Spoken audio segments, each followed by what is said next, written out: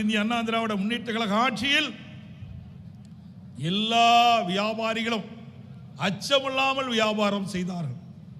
நாடார் மகாஜன மக்கள் மட்டுமல்ல, அனைத்து சமுதாய மக்களும் தமிழகத்திலே வியாபார வணிகம் தொழில் செய்கின்றவர்களுக்கு பாதுகாப்பு அரணாக இருந்தது அனைத்து இந்திய அண்ணா திராவிட முன்னேற்ற கழக அரசாங்கம். இன்றைக்கு என்ன நிலை இருக்கின்றது? பாதுகாப்பே கிடையாது. பாதுகாப்பு இல்லாத ஒரு சூழ்நிலை. எங்கே பார்த்தாலும் கொலை, கொள்ளை, திருட்டு, வழிப்பறிவு நாள்தோறும் நடந்த வண்ணம் இருக்கின்றன. அச்சப்பட்டு கொண்டிருக்கின்ற நிலையிலே பார்க்கின்றோம். வியாபாரம் செய்கின்றவர்கள் அச்சத்திலே இருக்கின்றார்கள்.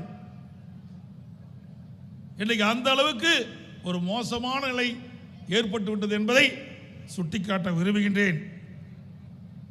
இன்றைக்கு கல்வியை ஒரு மிக மிக அழுத்தமாக மிக முக்கியத்துவம் கொடுத்து பெருந்தலைவர் காமராஜர் அவர்கள் இன்றைக்கு விளங்கினார். அவர் காலத்திலே அதை அப்படியே முன்மனை செம்பல் புரட்சித் தலைவர் எம்ஜிஆர் அவர்களும், அதைத் தொடர்ந்து இதயம் புரட்சித் தலைவி அம்மா அவர்களும், அதற்கு பிறகு அம்மாவுடைய அரசும் தொடர்ந்து செயல்படுத்தியது.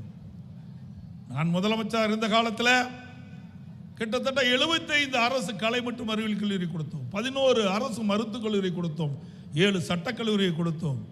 அதோட பொறியியல் கல்லூரி, வேளாண்மை கல்லூரி, பாலிடெக்னிக் கல்லூரி, ஐடி கல்லூரி, இப்படி எண்ணற்ற கல்லூரிகளை கொடுத்து இன்றைக்கு அடித்தட்டிலே வாழ்கின்ற ஏழை எளிய மக்கள் உயர்ந்த கல்வி படிக்கக்கூடிய சூழ்நிலை உருவாக்கி தந்தோம். 2011ஆம் ஆண்டு நான் இதயம் புரட்சித் தலைவி அம்மா அவர்கள் தமிழகத்துடைய முதலமைச்சராக பொறுப்பேற்கின்ற பொழுது 100க்கு 32 பேர் உயர்கல்வி படிச்சுட்டு இருந்தாங்க.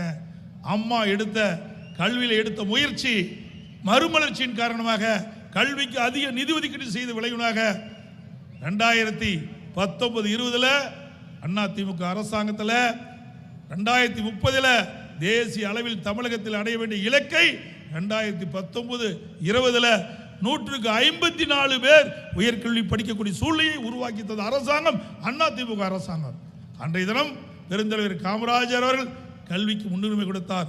அது அப்படியே படிப்படியாக அனைத்து இந்திய அண்ணா திராவிட முன்னேற்ற கழகம் அவர் வழியிலே பின்பற்றி இன்றைக்கு உயர்கல்வி படிப்பதிலே இந்தியாவிலேயே முதன்மை மாநிலம் என்ற பெயரை அதிமுக அரசாங்கம் எடுத்தது என்பதை நேரத்திலே சுட்டிக்காட்டி, பெருந்தலைவர் காமராஜர் வழியில் நாட்டு மக்கள் அனைவரும் முன்னேற வேண்டும் என்ற எண்ணத்துடன் அனைவரும் உழைக்க வேண்டும். அவ்வழியில் செயல்பட்டு கொண்டிருக்கும் அண்ணாச்சி கரிக்கோல் ராஜ் அவர்களுக்கு நீங்கள் அனைவரும் ஒத்துழைப்பு நல்க வேண்டும் என்று கூறி, உங்களது சமுதாய வளர்ச்சிக்கு எங்களது இருவரும் கழக நிறுவனங்கள் புரட்சித் தலைவர் எம்ஜிஆர் மற்றும் புரட்சித் தலைவர் அம்மா வழியில் நாங்களும் துணை நிற்போம் என்று கூறி, வருகின்ற நாடாளுமன்ற தேர்தலில் உங்களுடைய சமுதாயத்திற்கும் இடம் உண்டு. நாடாளுமன்றத்திலே மிக அழகாக கை தட்டுறீங்க. நாங்க வேட்பாளரை நிறுத்துறோம், வெற்றி பெறுவது உங்களுடைய கடமை என்று சொல்லி வாய்ப்புக்கு நன்றி கூறி விடைபெறுகின்றேன். நன்றி, வணக்கம்.